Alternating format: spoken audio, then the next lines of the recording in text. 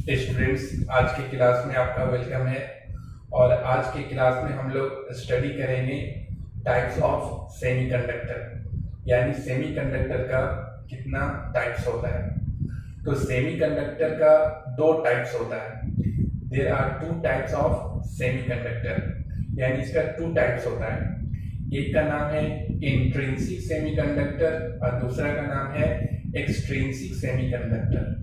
एक को कहते हैं इंट्रिंसिक और दूसरे को कहा जाता है एक्सट्रिंसिक। एक का नाम है इंट्रिंसिक और दूसरा का नाम है एक्सट्रिंसिक सेमीकंडक्टर। तो अगर सेमीकंडक्टर को डिवाइड किया जाए तो यहाँ पर लिखा जा सकता है कि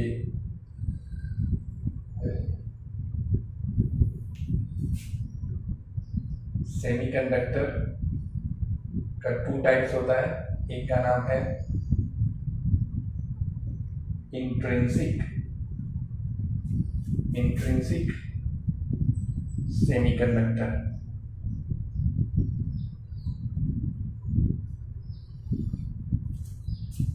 और दूसरे का नाम है एक्सट्रिंसिक।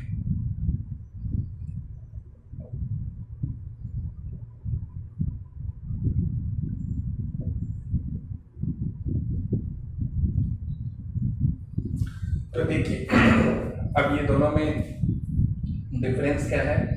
तो देखिए इंट्रिंसिक सेमीकंडक्टर का मतलब ये है कि ये प्योर सेमीकंडक्टर होता है, प्योर सेमीकंडक्टर। और एक्सट्रिंसिक सेमीकंडक्टर का मतलब इम्प्योर है।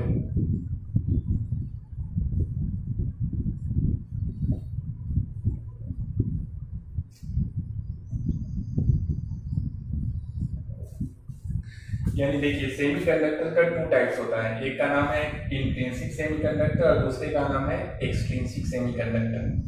अब इंट्रिंसिक सेमीकंडक्टर किसे कहते हैं? तो इंट्रिंसिक सेमीकंडक्टर कहा जाता है वैसे सेमीकंडक्टर को जो प्योर फॉर्म में होता है।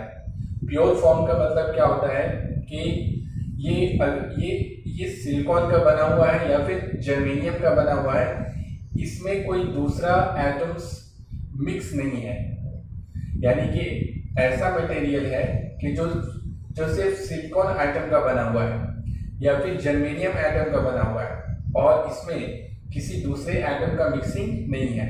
तो ऐसे को कहा जाएगा, बिल्कुल ऐसे को कहा जाएगा इंट्रिंसिक सेमीकंडक्टर, यानी प्योर सेमीकंडक्टर है, इसमें किसी दूसरे एटम का मिक्सिंग नहीं है।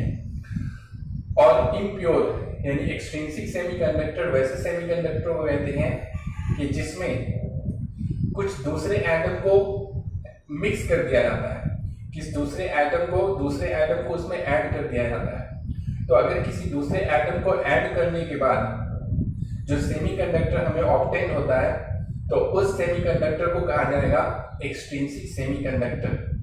यानी कि अगर कोई प्योर सेमीकंडक्टर है उसमें कुछ दूसरे एटम को मिला दिया गया, जिस दूसरे एटम को मिलाया जाएगा उसे हम लोग क्या कहते हैं? इम्प्योरिटी कहते हैं। इसके पहले वाले क्लास में हम लोगों ने इसको स्टडी किया था। तो अगर किसी प्योर सेमीकंडक्टर में अगर बिल्कुल प्योर है उसमें इम्प्योरिटी को मिला दिया गया, यानी दूसरे एटम को अगर मिला दिया गया है, तो इस तरह जो सेमीकंडक्टर का फॉर्मेशन होगा उस सेमीकंडक्टर को कहा जाएगा एक्सट्रिंसिक सेमीकंडक्टर।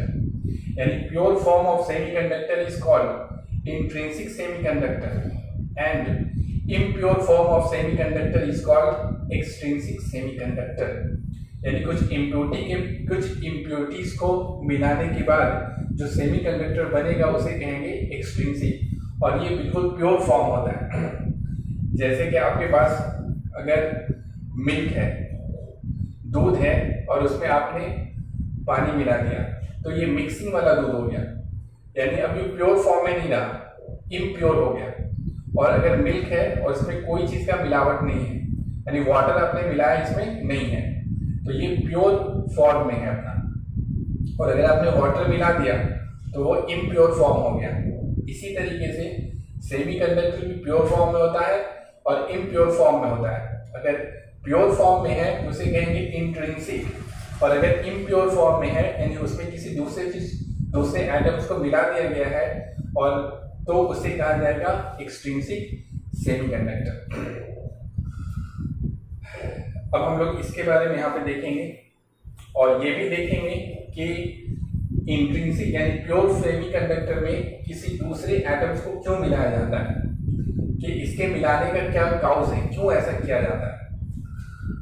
तो पहले हम लोग देखते हैं इंट्रिंसिक सेमीकंडक्टर के बारे में।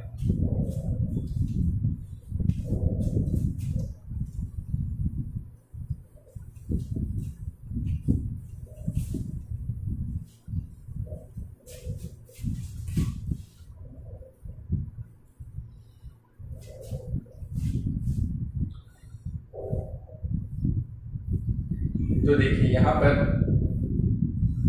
अगर हम लोग सिलिकॉन का बना हुआ कोई सेमीकंडक्टर मटेरियल कंसीडर करते हैं, सिलिकॉन का बना हुआ है, इस तरह से आप जर्मेनियम भी ले सकते हैं।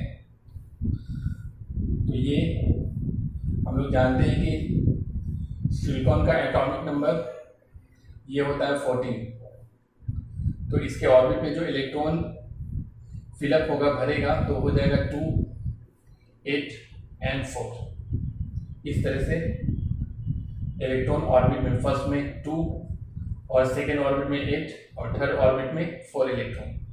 तो यहाँ पे हम लोग देख सकते हैं कि इसके आउटर मोस्ट ऑर्बिट में 4 इलेक्ट्रॉन है, यानी इसका वैलेंस इलेक्ट्रॉन हो जाएगा 4 और इसके ऑक्टेट पूरा करने के लिए 4 इलेक्ट्रॉन और चाहिए।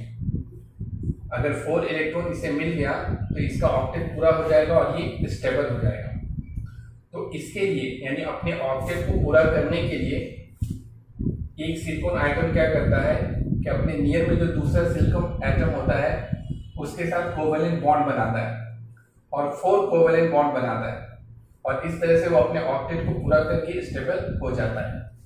तो यहाँ पर हम लोग इस इलेक्ट्रॉन को लेते हैं, 4 इलेक्ट्रॉन है, इसमें का पहला इलेक्ट्रॉन यहाँ पे दिखाएंगे, ये दूसरा इलेक्ट्रॉन, ये तीसरा और ये 4th।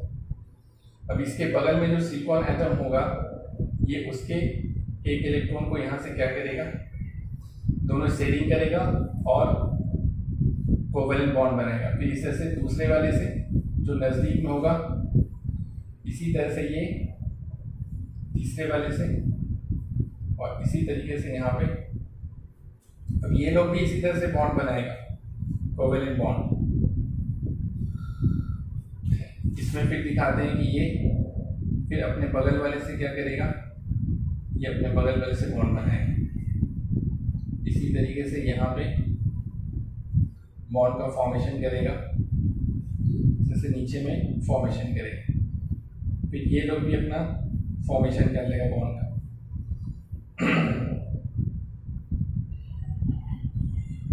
फिर इससे यहाँ पे देख सकते हैं कि ये भी इसी तरह से क्या करेगा, बॉन्ड का फॉर्मेशन करेगा।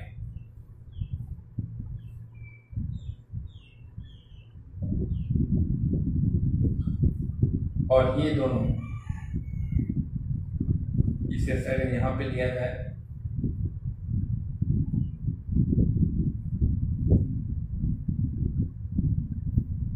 और ये सिलिकॉन और ये दोनों बॉन्ड का फॉर्मेशन कर लेगा। इस तरह से ये दोनों भी क्या करेगा, बॉन्ड का फॉर्मेशन करेगा।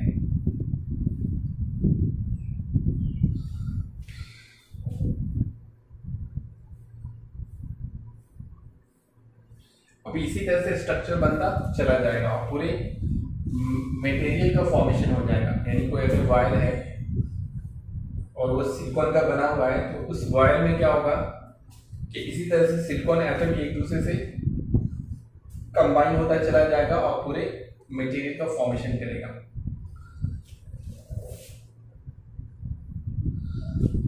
इसको क्या करते हैं,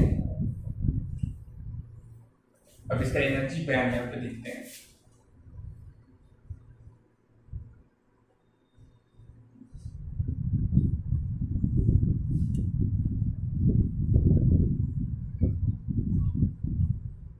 ये वैलेंस बैंड हो गया और ये इसका हो गया कंडक्शन बैंड। अब अगर बात करते हैं एब्सोल्यूट जीरो टेम्परेचर का, यानी कि 0 केल्विन टेम्परेचर पे अगर हम लोग बात करते हैं, पहले दे रहे हैं टेम्परेचर 0 केल्विन या फिर इसी को -273 degree centigrade. Absolute zero temperature पे अगर बात करते हैं तो ये सारा इलेक्ट्रॉन इस तरह से ये बॉन्ड बना हुआ होगा और कोई भी फ्री इलेक्ट्रॉन नहीं होगा, कोई भी फ्री इलेक्ट्रॉन नहीं होगा, यानी कि सिलिकॉन का जो एनर्जी बैंड होगा उस एनर्जी बैंड में वैलेंस बैंड कंप्लीटली फिल होगा, यानी ये सारा वैलेंस इलेक्ट्रॉन है और वैलेंस इलेक्ट्रॉन के कारण ये वैलेंस इलेक्ट्रॉन और वैलेंस इलेक्ट्रॉन के कारण ये सब कोवेलेंट बॉन्ड का फॉर्मेशन हुआ है। तो ये सारा इलेक्ट्रॉन कहाँ होगा, वैलेंस बैंड में होगा 0 डिग्री टेम्परेचर पे, यानी कि यहाँ पे इस तरह से दिखाया जा सकता है, ये इस तरह से। और इसका कंडक्शन बैंड क्या होगा, कंप्लीटली एम्प्टी होगा। हम लोग बात कर रहे हैं किस पे, 0 डिग्री के पे, सॉरी 0 के पर एब्सोल्यूट टेम्परेचर पे बात कर रहे हैं। अब इसको समझने के लिए ऐसे कीजिए कि इसको एक वायर कंसीडर कर लीजिए।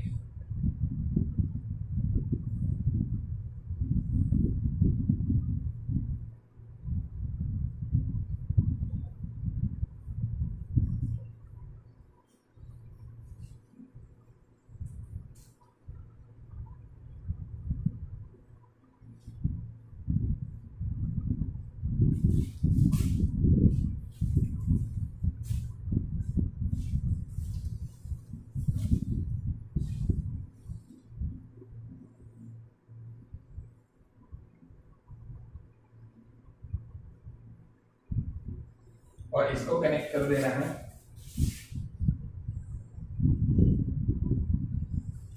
एक सेल से, कनेक्ट कर देंगे।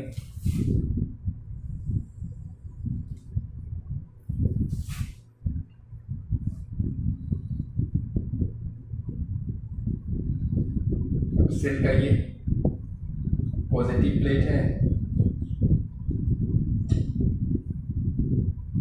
और ये इसका निगेटिव प्लेट है, ये पॉजिटिव और ये निगेटिव प्लेट। यहाँ पे एक स्विच लगा देंगे, जैसे हमारे घरों में स्विच होता है। अब ये स्विच ओपन है, यानी अभी ऑन नहीं है, ऑफ है। तो ऑफ है तो ये सर्किट कंप्लीट नहीं होगा, कोई भी करंट का कंडक्शन अभी नहीं होगा। अब हम लोग देखते हैं, यहाँ पर हम लोग देखते हैं कि एब्सोल्यूट 0 के पर ये सारा वैलेंस इलेक्ट्रॉन के कारण यहाँ पर कोवेलेंट बॉन्ड का फॉर्मेशन है। एनर्जी बैंड में अगर हम लोग देखेंगे तो ये सारा वैलेंस बैंड, ये सारा वैलेंस इलेक्ट्रॉन वैलेंस बैंड में है। कंडक्शन बैंड इसका क्या है, बिल्कुल खाली है। तो इस समय ये कैसा बिहेव करेगा, तो इस समय ये बिहेव करेगा एज ए इंसुलेटर। कैसा बिहेव करेगा, इंसुलेटर की तरह बिहेव करेगा, यानी कि कंडक्शन बैंड में कोई भी इलेक्ट्रॉन नहीं है, यानी कोई भी फ्री इलेक्ट्रॉन नहीं है। ये सब जो इलेक्ट्रॉन है वो क्या है, कोवेलेंट बॉन्ड बनाए हुए है और कोई फ्री इलेक्ट्रॉन नहीं है। और करंट के कंडक्शन के लिए फ्री इलेक्ट्रॉन का होना जरूरी है। तो अभी ये semiconductor at absolute temperature will behave as a insulator, ये इंसुलेटर की तरह बिहेव करेगा। अब अगर टेम्परेचर को इंक्रीज करते हैं, टेम्परेचर को इंक्रीज करके ले जाते हैं रूम टेम्परेचर पर। इसमें रूम टेम्परेचर का मतलब 300 K और 27 डिग्री सेंटीग्रेड। अब अगर रूम टेम्परेचर पे जाएंगे, टेम्परेचर बढ़ाएंगे, तो ये जो वायर है, ये जो सिलिकॉन का बना हुआ है, तो इस वायर जो सिलिकॉन का बना हुआ है उसमें जो वैलेंस इलेक्ट्रॉन है, वो सारा इलेक्ट्रॉन क्या करेगा, थर्मल एनर्जी को एब्सॉर्ब करेगा और थर्मल एनर्जी को लेने के बाद ये बॉन्ड को क्या करेगा, ब्रेक करेगा। और बॉन्ड को ब्रेक करने के बाद ये क्या हो जाएगा, फ्री हो जाएगा। तो यहाँ पे हम लोग इसके बारे में देखते हैं। तो सपोज दैट कि ये इलेक्ट्रॉन थर्मल एनर्जी को गेन किया और यहाँ से उसने क्या किया कि बॉन्ड को ब्रेक कर दिया और ये बाहर निकल गया। तो यहाँ पर एक वैकेंसी क्रिएट होगा और उस वैकेंसी को हम लोग क्या कहते हैं, उस वैकेंसी को कहा जाता है होल। इसके पहले हम लोगों ने इसको डिस्कस किया था, ये यहाँ पे क्या बन गया, होल बन गया और ये इलेक्ट्रॉन यहाँ से यहाँ चला गया। अब अगर इसी चीज को वहां देखना चाहें हम लोग तो यहाँ देख सकते हैं कि सपोज दैट ये इलेक्ट्रॉन जंप करके कहाँ चला गया, थर्मल एनर्जी को गेन करने के बाद ये यहाँ पहुंच गया। तो यहाँ पे एक वैकेंसी क्रिएट होगा और उस वैकेंसी को कहा जाएगा होल। अब देखिए ये हो गया इलेक्ट्रॉन और ये हो गया होल। इलेक्ट्रॉन और होल को सेमीकंडक्टर में चार्ज कैरियर भी कहा जाता है। चार्ज कैरियर मतलब ये है कि electron and hole are also called charge carrier. अगर कहीं पे कहा जा रहा है कि charge carrier, there is a charge carrier, तो इसका मतलब कि वहां पे इलेक्ट्रॉन है या फिर होल है। यानी इलेक्ट्रॉन और होल को दूसरे वर्ड में हम लोग क्या कहते हैं, चार्ज कैरियर। उसे कहते हैं चार्ज कैरियर, चार्ज को कैरी करने वाला, चार्ज को ढोने वाला। तो इलेक्ट्रॉन में भी चार्ज होता है और होल भी क्या करता है, पॉजिटिवली चार्ज की तरह बिहेव करता है। तो पहला बात हो गया कि हाँ इनिशियल पे देखते हैं तो एब्सोल्यूट जीरो टेम्परेचर पर intrinsic semiconductor will behave as a insulator, क्योंकि इसके कंडक्शन बैंड में कोई भी इलेक्ट्रॉन नहीं होगा, यानी कि कोई फ्री इलेक्ट्रॉन नहीं होगा जिसके कारण करंट का कंडक्शन नहीं होगा। अगर इस स्विच को बंद भी कर दिया था तो भी क्या होता कि यहाँ से करंट का कंडक्शन नहीं होता। अब जैसे ही टेम्परेचर को इंक्रीज किया गया, यानी रूम टेम्परेचर पे हम लोग गए, तो इस कंडीशन में क्या होगा कि ये जो वैलेंस इलेक्ट्रॉन है वो थर्मल एनर्जी को एब्सॉर्ब करेगा, बॉन्ड को ब्रेक करेगा और यहाँ से बाहर निकल जाएगा, फ्री हो जाएगा। ये जैसे यहाँ से बाहर निकलेगा तो यहाँ पे वैकेंसी क्रिएट होगा और उस वैकेंसी को कहा जाता है होल। यहाँ पे अगर बैंड डायग्राम में देखेंगे तो इलेक्ट्रॉन वैलेंस बैंड से एनर्जी को एब्सॉर्ब करने के बाद कंडक्शन बैंड में चला गया, यहाँ पे वैकेंसी क्रिएट हुआ, उसे कहेंगे हम लोग होल। इलेक्ट्रॉन और होल को दूसरे वर्ड में कहा जाता है चार्ज कैरियर। अब देखिए इसके आगे, electron per unit volume, electron per unit volume, electron per unit volume को कहा जाता है electron concentration. Electron per unit volume यानी किसी भी सेमीकंडक्टर में इलेक्ट्रॉन का मतलब free electron per unit volume is called electron concentration. पर यूनिट वॉल्यूम यानी वॉल्यूम को कैसे निकालेंगे कि volume length into breadth into height. तो अगर यहाँ पर इसमें अभी इस कंडीशन में अगर बात करें तो यहाँ पर अगर 1 वॉल्यूम लें तो यूनिट वॉल्यूम में फ्री इलेक्ट्रॉन कितना है, फ्री इलेक्ट्रॉन 1 है। पर यूनिट वॉल्यूम इलेक्ट्रॉन यानी यूनिट वॉल्यूम में इलेक्ट्रॉन कितना हो जाएगा, 1 इलेक्ट्रॉन, 1 फ्री इलेक्ट्रॉन है। ये सारे इलेक्ट्रॉन की बात नहीं, फ्री इलेक्ट्रॉन कह रहे हैं, फ्री इलेक्ट्रॉन। यहाँ पे भी आप देख सकते हैं तो यूनिट वॉल्यूम में फ्री इलेक्ट्रॉन कितना है, तो यहाँ पर यूनिट वॉल्यूम में फ्री इलेक्ट्रॉन 1 है। इसी तरीके से सिमिलरली होल कॉन्सेंट्रेशन, दूसरा वर्ड क्या है, होल कॉन्सेंट्रेशन, होल कॉन्सेंट्रेशन। और होल कॉन्सेंट्रेशन को इंडिकेट किया जाता है इन H से, होल कॉन्सेंट्रेशन NH से, और इलेक्ट्रॉन कॉन्सेंट्रेशन को इंडिकेट किया जाता है Ne से। और ये क्या होता है, ये होता है hole per unit volume, hole per unit volume, hole per unit volume is called hole concentration. इस तरह से electron per unit volume, electron per unit volume is called electron concentration. तो इंट्रिंसिक सेमीकंडक्टर में हम लोग देख सकते हैं कि अभी इस कंडीशन में अगर बात करें तो इलेक्ट्रॉन पर यूनिट वॉल्यूम, यानी यूनिट वॉल्यूम में फ्री इलेक्ट्रॉन कितना है, 1 है, और यूनिट वॉल्यूम में होल कितना है, तो होल भी 1 है, यानी कि NH का वैल्यू भी 1 आएगा और Ne का वैल्यू भी क्या आएगा, 1 आएगा।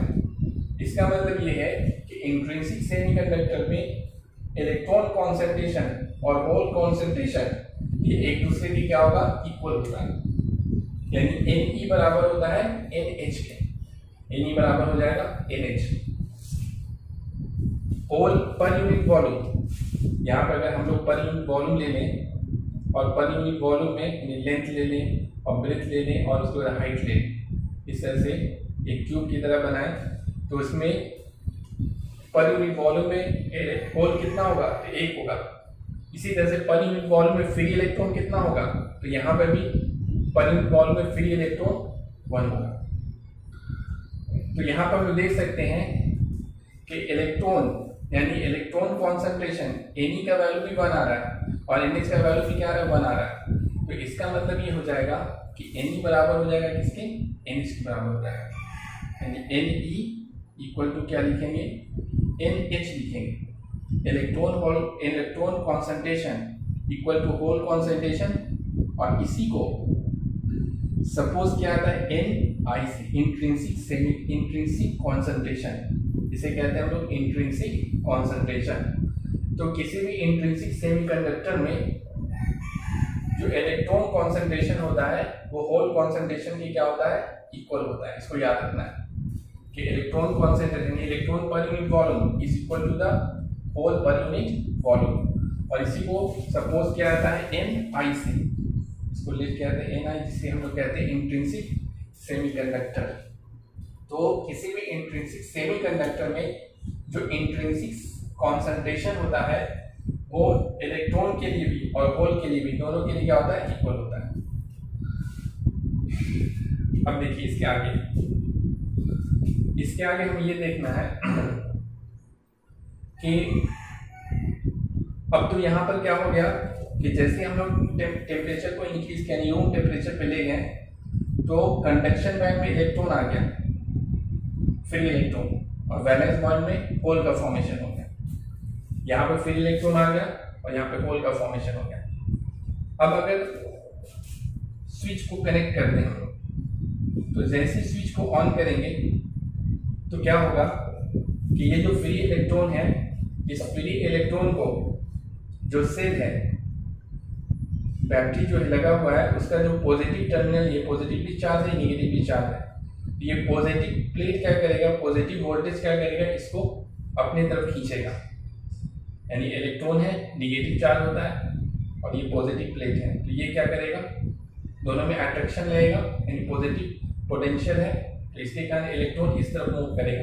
यानी इस फ्री इलेक्ट्रॉन का मूवमेंट किधर होगा, इस तरफ होगा। ठीक है, इसको अच्छे से समझिए, इस फ्री इलेक्ट्रॉन का मूवमेंट किधर होगा, इस तरफ होगा। ठीक है, इसके मूवमेंट के कारण यहाँ पे क्या होगा, इस मूवमेंट के कारण यहाँ पर इस वायर में करंट का फॉर्मेशन होगा। अब करंट का डायरेक्शन किधर होगा, तो करंट का डायरेक्शन हमेशा क्या होता है, वो इलेक्ट्रॉन के डायरेक्शन के अपोजिट होता है। करंट का डायरेक्शन इलेक्ट्रॉन के मूवमेंट के डायरेक्शन के क्या होता है, अपोजिट होता है, लिया जाता है।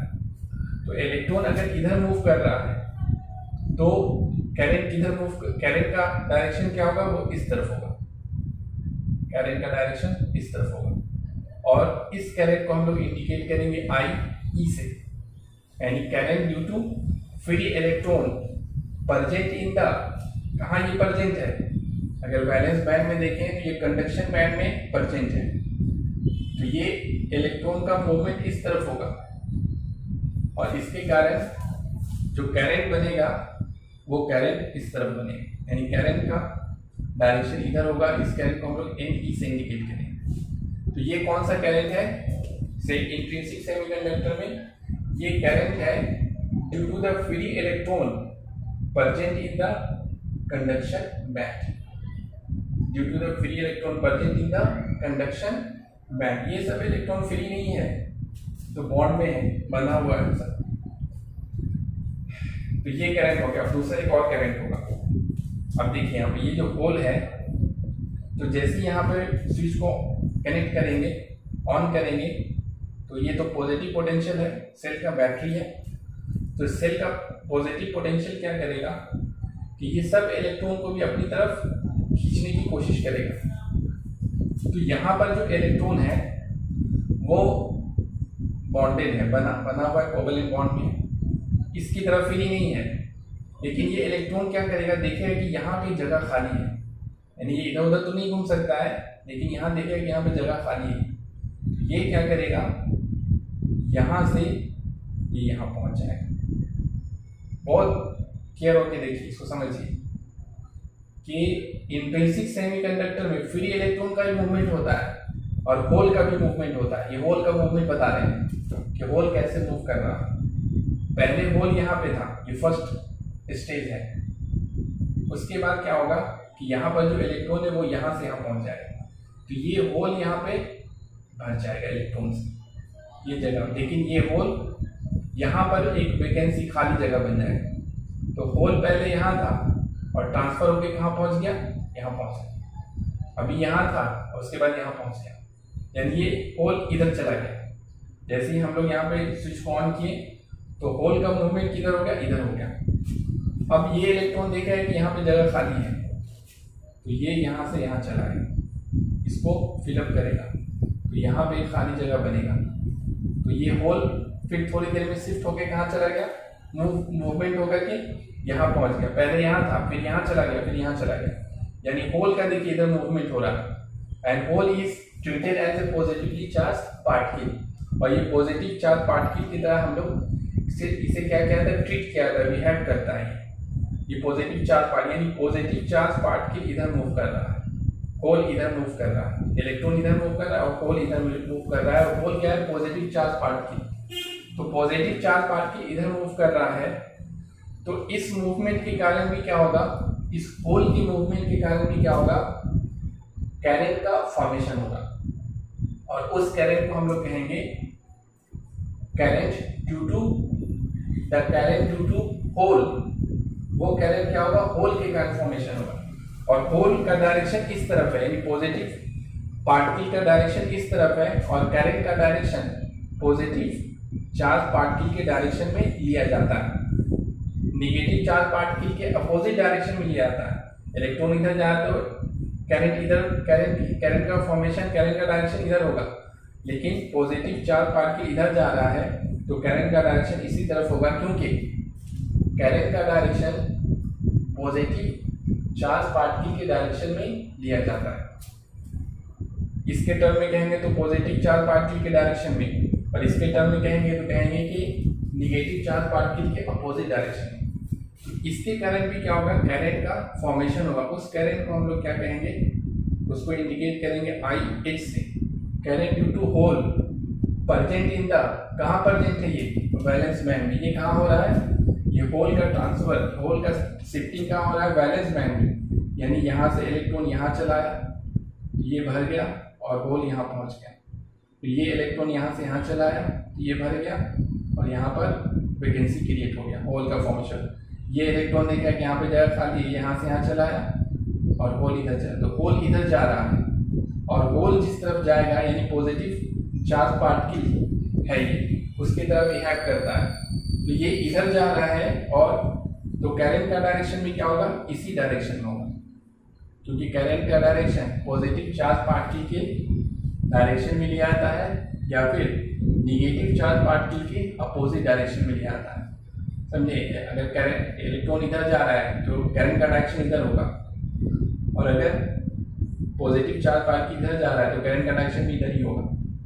तो यहाँ पे देखिए इस करंट को हम लोग क्या करेंगे, आई एस से इंडिकेट करेंगे। ये कौन सा करंट हो गया, ये हो गया current due to the hole present in the valence band.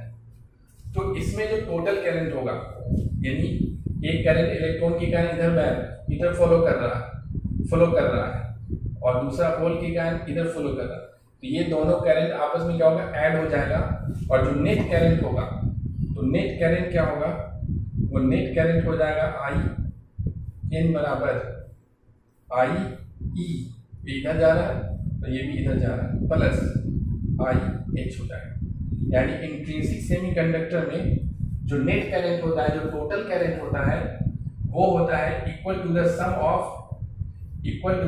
Of current due to free electron present in the conduction band and due to the hole present in the valence band. यानी intrinsic semiconductor में जो current का conduction होता है, current जो flow करता है, वो इलेक्ट्रॉन और होल दोनों के कारण क्या होता है, फ्लो करता है। ये बात याद रखना है कि कंडक्टर अगर होता है तो कंडक्टर में जो करंट जो फ्लो करता है, कंडक्शन होता है, वो सिर्फ इलेक्ट्रॉन के कारण होता है कंडक्टर में। लेकिन यहाँ पर क्या होता है कि इलेक्ट्रॉन और होल दोनों के कारण होता है। तो जैसे ही टेम्परेचर को इंक्रीज करेंगे तो इसमें क्या हो जाएगा, और स्विच को ऑन करेंगे तो इसमें करंट फॉलो करने लगेगा, और वो करंट इन दोनों करंट की क्या होगा, सम के इक्वल होगा। यहाँ ये है current due to free electron और करंट ड्यू टू होल। यानी इंट्रिंसिक सेमीकंडक्टर में करंट का जो फ्लो होता है वो इलेक्ट्रॉन और होल दोनों के कारण होता है। ये बात भी समझ में आ गया होगा। अब देखिए, जैसे टेम्परेचर को हम लोग इंक्रीज करते हैं तो कितना इलेक्ट्रॉन फ्री होता है। तो देखिए रूम टेम्परेचर पे 10⁻29 एटम्स अगर प्रेजेंट है तो उसमें से एक कोवेलेंट बॉन्ड ब्रेक होता है, एक कोवेलेंट बॉन्ड। तो एक अगर कोवेलेंट बॉन्ड ब्रेक होगा तो उसमें से एक इलेक्ट्रॉन का फॉर्मेशन होगा। कितने इलेक्ट्रॉन का, एक फ्री इलेक्ट्रॉन का फॉर्मेशन होगा, तो देखा ही जाता है कि रूम टेम्परेचर पर भी, यानी रूम टेम्परेचर पर भी क्या होता है, 10⁻29 सिलिकॉन एटम अगर है तो उसमें से सिर्फ एक कोवेलेंट बॉन्ड ब्रेक करता है और एक इलेक्ट्रॉन निकलता है और कंडक्शन बैंड में पहुंचता है। इसी तरह से फिर 10⁻29 सिलिकॉन एटम से फिर एक कोवेलेंट बॉन्ड ब्रेक करेगा और इलेक्ट्रॉन कंडक्शन बैंड में जाएगा। तो इस तरह से रूम टेम्परेचर पर भी क्या होता है, इंट्रिंसिक सेमीकंडक्टर में कंडक्शन बैंड में फ्री इलेक्ट्रॉन्स बहुत कम होता है और वैलेंस बैंड में होल्स बहुत कम होता है, जिसके कारण क्या होता है, जिसके कारण करंट बहुत ज्यादा करंट फ्लो नहीं करता है। क्योंकि करंट ज्यादा कब फ्लो करेगा, जब ज्यादा फ्री इलेक्ट्रॉन होगा, बहुत ज्यादा फ्री इलेक्ट्रॉन होगा तो सारा फ्री इलेक्ट्रॉन का मूवमेंट होगा, होल्स का मूवमेंट होगा, इससे करंट क्या मिलेगा, हमें ज्यादा मिलेगा। लेकिन यहाँ पर रूम टेम्परेचर पर भी बहुत ज्यादा इलेक्ट्रॉन कंडक्शन बैंड में और होल्स वैलेंस बैंड में नहीं होता है, जिसके कारण इंट्रिंसिक सेमीकंडक्टर का रूम टेम्परेचर पर भी करंट पुअर होता है, यानी बहुत अच्छा नहीं होता है, यानी वो पुअर ही होता है, बहुत अच्छा फ्लो, करंट का बहुत अच्छा फ्लो नहीं हो पाता है।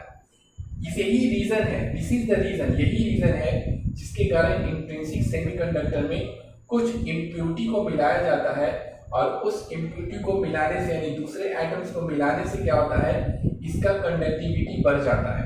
यानी रूम टेम्परेचर पर भी इंट्रिंसिक सेमीकंडक्टर का जो कंडक्टिविटी होता है, करंट का जो फ्लो होता है वो पुअर होता है, बहुत अच्छा नहीं होता है।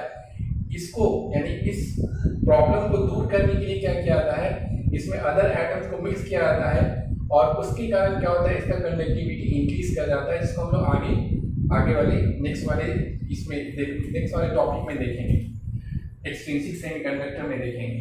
तो कंडक्टिविटी को इंक्रीज करने के लिए इंट्रिंसिक सेमीकंडक्टर में दूसरे एटम्स को यानी इम्प्योरिटी को मिलाया जाता है।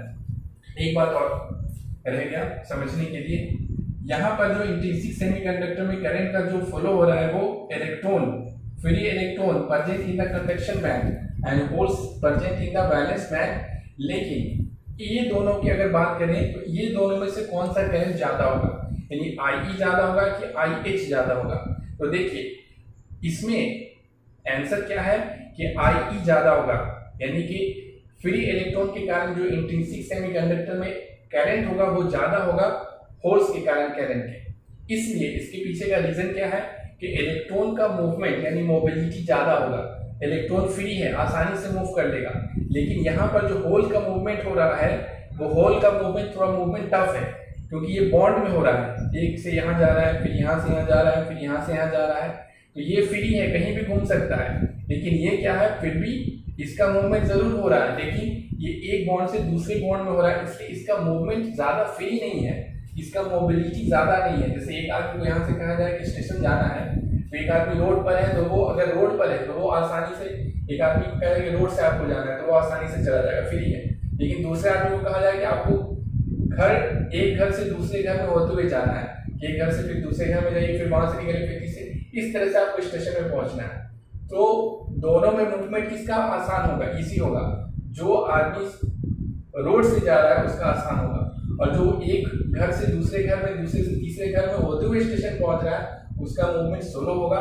तो इस तरह से हम लोग देखते हैं ये IE यानी कि IE ये ग्रेटर होगा किससे, IH से, because the movement of free electron is greater then the movement of holes. इसी को कहते हैं मोबिलिटी, यानी फ्री इलेक्ट्रॉन का मोबिलिटी क्या होता है इंट्रिंसिक सेमीकंडक्टर में होल्स के मोबिलिटी से ज्यादा होता है। समझे, मोबिलिटी से क्या होता है, मोबिलिटी से ज्यादा होता है, यानी electron mobility is greater than free electron mobility is greater than hole mobility. तो इस तरह से हम लोग देखते हैं कि ये हमारा यहाँ पर हो गया, और ये हमारा टॉपिक यहाँ पर हो गया। इसके बाद इसके बारे में हम लोग को लिखना है, तो क्वेश्चन लिखिए, how many types of semiconductor, how many types of semiconductor, how many types of semiconductor, और आंसर में लिखिए there are two types of semiconductor, there are two types of semiconductor. पहला लिखिए इंट्रिंसिक सेमीकंडक्टर, इंट्रिंसिक पहला होता है intrinsic, intrinsic semiconductor, और दूसरा है एक्सट्रिंसिक, एक्सट्रिंसिक सेमीकंडक्टर। अब पहले वाले में यानी इंट्रिंसिक सेमीकंडक्टर में डैश देके लिखिए, इंट्रिंसिक सेमीकंडक्टर में डैश देके लिखिए, pure form of semiconductor, pure PURE, pure form of semiconductor is called intrinsic semiconductor, pure form of semiconductor is called intrinsic semiconductor. दूसरा लिखिए एक्सट्रिंसिक सेमीकंडक्टर और लिख के डैश दीजिए, और इसमें लिखिए impure form, impure IMPURE, impure form of semiconductor, impure form of semiconductor is called extrinsic semiconductor, impure form of semiconductor is called extrinsic semiconductor। Paragraph graph change करके लिखिए in other words, paragraph change करके in other words, when a small amount of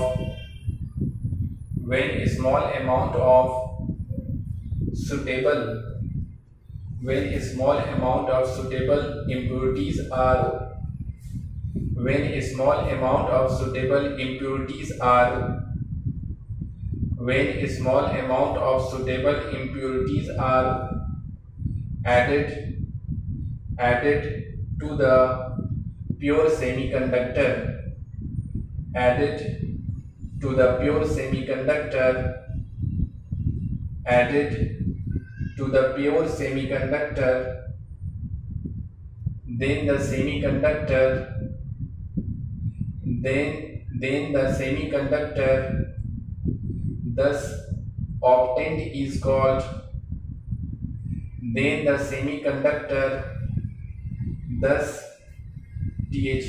thus obtained is called extrinsic semiconductor, is called extrinsic semiconductor, is called extrinsic semiconductor. अब क्या कीजिए कि notes बना के लिखिए, नोट्स लिखिए, नोट कर लीजिए, हेडिंग के लिए नोट, और नोट में पहला लिखिए, नोट में पहला नंबर देकर लिखिए the electron and hole, the electron and hole, the electron and hole are also called, the electron and hole are also called charge carrier, charge carrier, C-A-R-R-I-E-R, C-A-R-R-I-E-R, carrier. The electron and hole are also called charge carrier, यानी electron और whole को charge carrier भी कहते हैं। उसके बाद second में लिखिए, सेकेंड पॉइंट में at absolute temperature, at absolute zero temperature, at absolute zero temperature, और ब्रैकेट में लिख लीजिए ये वाला 0K और -273 degree centigrade. At absolute zero temperature, comma, bracket बंद करने के बाद वो comma, the intrinsic semiconductor behaves as a insulator, the intrinsic semiconductor behaves as a insulator, behaves as a insulator। उसके बाद नेक्स्ट पॉइंट में लिखिए at room temperature, at room temperature, और ब्रैकेट में लिख लीजिए 300 केल्विन और 27 डिग्री सी। ये ब्रैकेट बंद कीजिए, कॉमा दीजिए, कॉमा के बाद लिखिए due to thermal energy, due to thermal energy one covalent bond breaks, one covalent bond breaks in 10 to the power 29 atoms, 10 to the power 29 atoms, 10 to the power 29 atom से एक covalent bond break करता है room temperature पर। उसके बाद next point में लिखिए at room temperature, at room temperature, at room temperature the intrinsic semiconductor behaves as a semiconductor, the intrinsic semiconductor behaves as a semiconductor, behaves as a semiconductor। उसके बाद next point में लिखिए, next point में लिखिए in intrinsic semiconductor, in intrinsic semiconductor, in intrinsic semiconductor the electron, comma देखिए the electron concentration, the electron concentration, the electron concentration, bracket में लिखिए electron per unit volume, bracket में electron per unit volume, bracket बंद, is equal to the whole concentration, is equal to the whole concentration, और फिर bracket में लिखिए hole per unit volume, hole per unit volume, bracket बंद कर दीजिए। नीचे में लिखिए दैट इज, नीचे में ये वाला लिखिए that is Ne equal to NH equal to Ni, Ne equal to NH equal to Ni, Ne equal to NH equal to Ni, तो बॉक्स में बंद कर दीजिए। नीचे में लिखिए where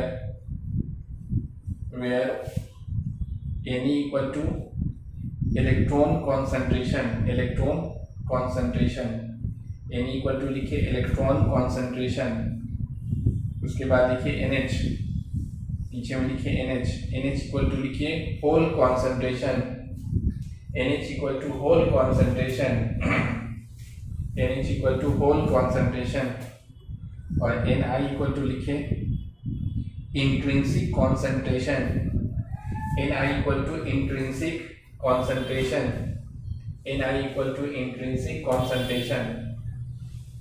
electron concentration whole concentration के बराबर होता है, इसी को कहा जाता है इंट्रिंसिक कॉन्सेंट्रेशन। उसके बाद नेक्स्ट पॉइंट में लिखिए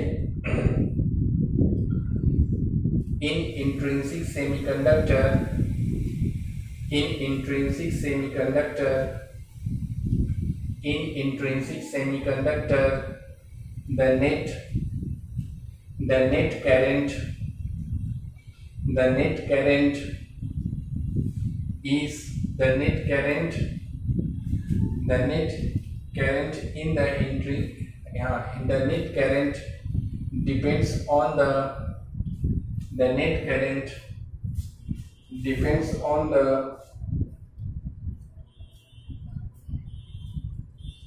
नहीं थोड़ा चेंज कर दीजिए। The net current in intrinsic, फिर से बोल रहे हैं, in intrinsic semiconductor the net current is due to the net current is due to the electrons free electrons, sorry, the net current is due to the free electrons present in the conduction band, free electrons present in the conduction band and holes present in the valence band, and holes present in the valence band, holes present in the valence band। और नीचे में लिखिए that is, ये लिख लीजिए that is I equal to Ne plus NH, I equal to Ne plus NH, I equal to Ne plus NH, और लिखिए where करके where I equal to net current, और I equal to current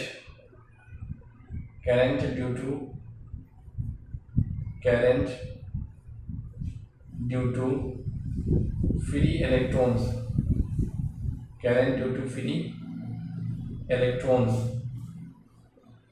और IH equal to लिखिए current due to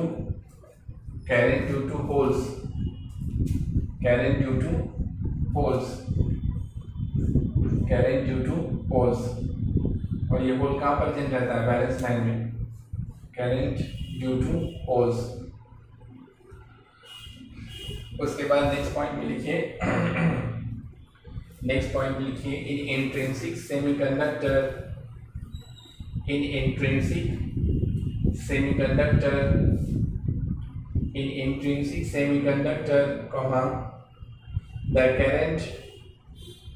the current due to free electrons the current due to free electrons present in the conduction band is greater than the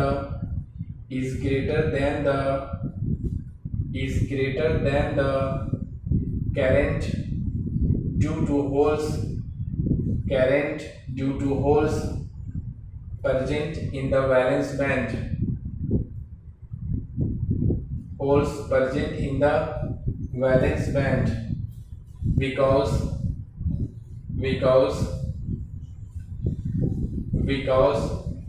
mobility,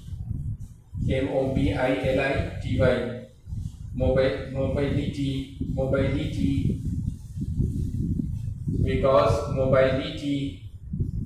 और bracket में इसलिए movement bracket बंद कीजिए of free electron is greater than the mobility of holes present in the valence band. इसके बाद next point में लिखिए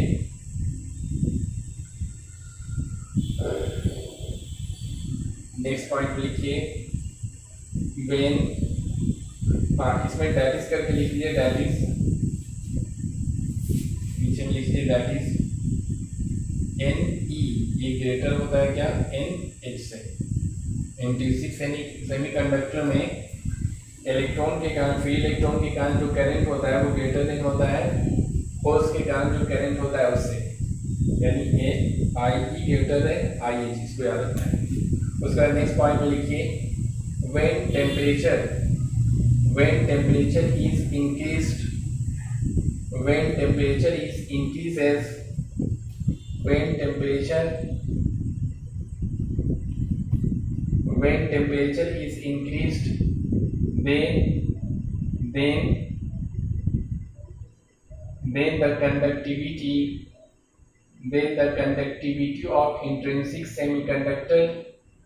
then the conductivity of intrinsic semiconductor increases. Conductivity of intrinsic semiconductor increases, but even at room temperature, its conductivity is poor.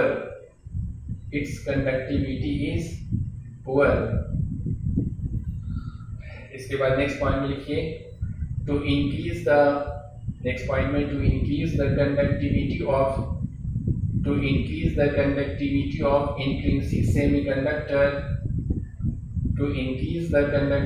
of intrinsic semiconductor, comma, a small amount of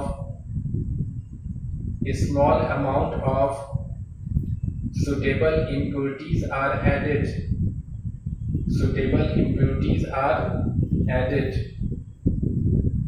A small amount of suitable impurities are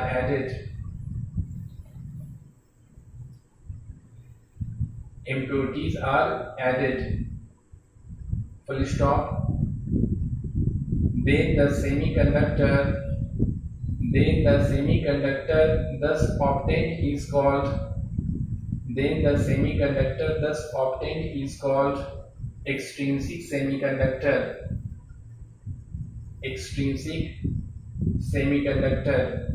Then the semiconductor thus obtained is called extrinsic semiconductor. एक point और लिखिए, last point.